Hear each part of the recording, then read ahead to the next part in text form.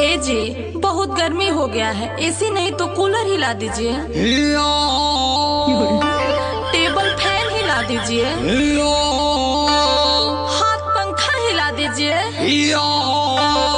तो खाना मांगेगा, हम भी कहेंगे दो गलवा।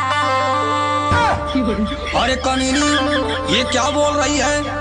सुना राजा जी हमसे गर्मी ना सहाय हो, करा बर्दाश्त हमसे कुछ ना किनाई हो। देखी ना देही से टप टप चुए पसीना हो। हाथ रानी है गर्मी के महीना हो। जब से आइल हई परेशान हम तबानी हो।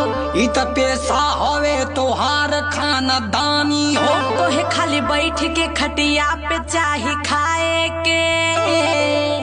तोहर आदत न गइल मर्द पे चिल्लाए